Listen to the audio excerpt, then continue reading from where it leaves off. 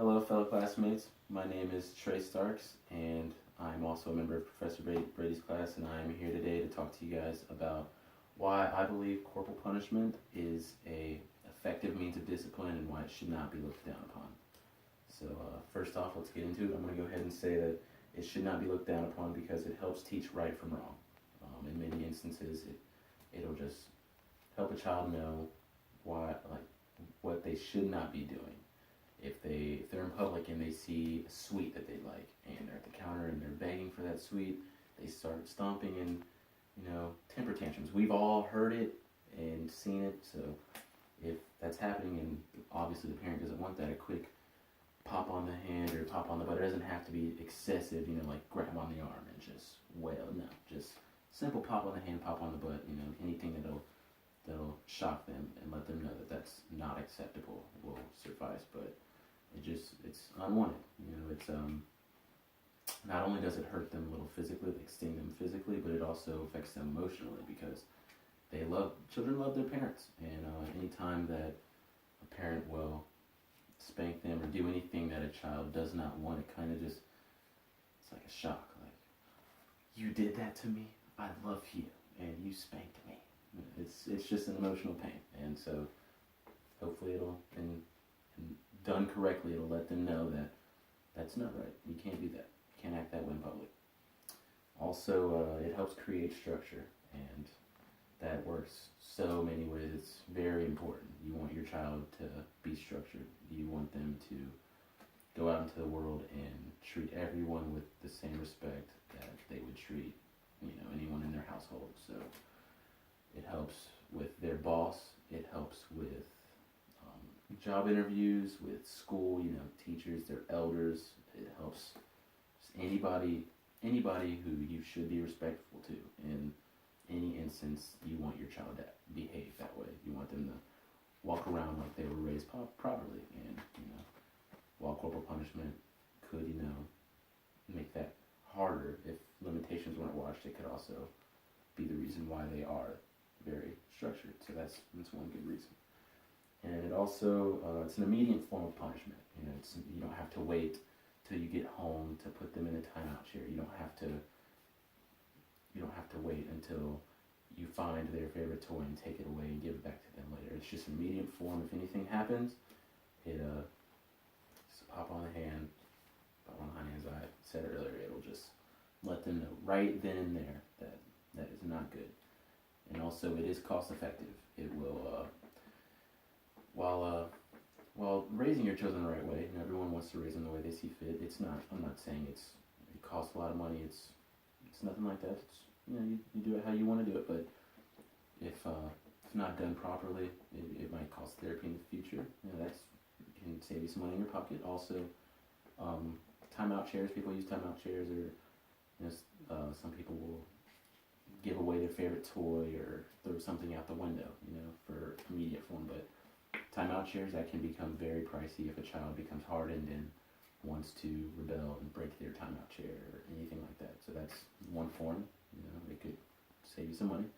If a parent gives away their favorite toy immediately, just gives it to another child just in front of their child to show, don't act like that. While that is also effective, it's not a waste of money, but it's not what you originally purchased that item for.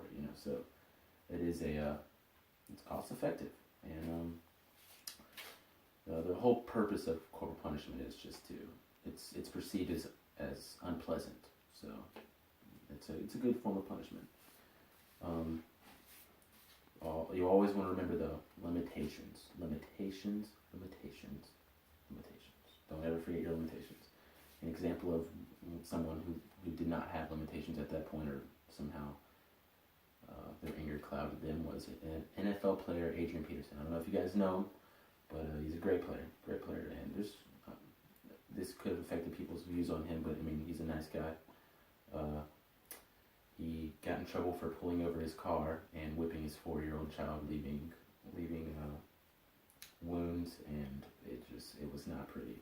It was really not a pretty sight. There are pictures of it on the internet. I didn't want to bring any, and show you guys because I'm not sure how people would look at that, but they are not pretty at all. debates of child discipline laws and child discipline customs in the South. It was a severe instance, and he was actually suspended.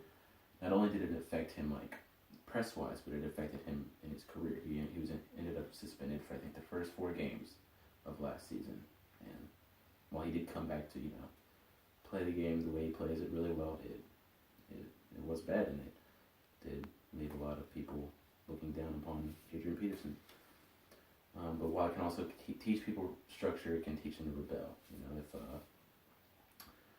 If they can become hardened if you do it too much or do it too rough, and they can become bullies. Nobody wants their child to be bullies. Nobody wants that at all. So be sure to make it stern, but not too stern, not too rough. Make sure you have your limitations. In some schools, it is legal for corporal punishment to be done. And while I do not agree with that at all, some states agree with it and they make it legal. So if it's done in school, it can teach a child it could give them the idea to want to drop out.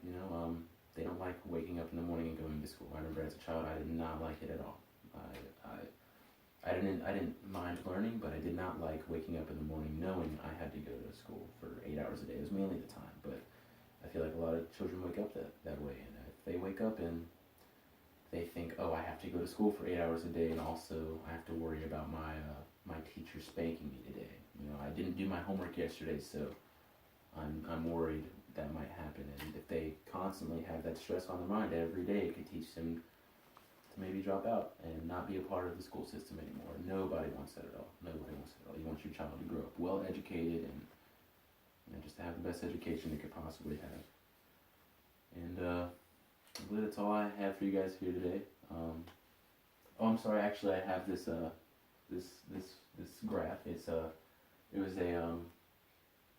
It was a survey done by Montori Graham. He's a school teacher, and he asked all of his students if they thought corporal punishment was an effective means of discipline.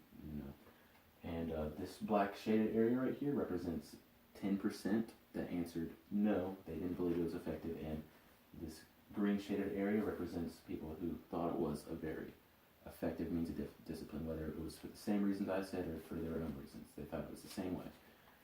And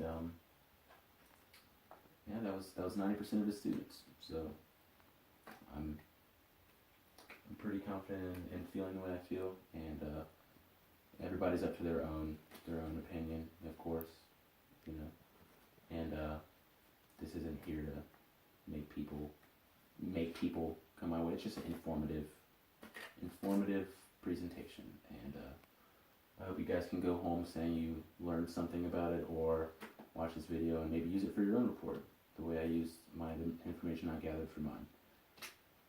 Hope you guys have a wonderful day, wonderful weekend, and this is Trey Starks. Have a good day.